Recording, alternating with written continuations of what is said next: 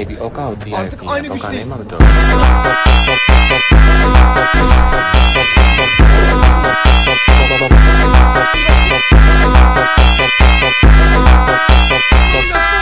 ကျောကအားလုံးကကိုယ့်ရဲ့အောက်ကောက်မှာကိုထုတ်ပြီးတော့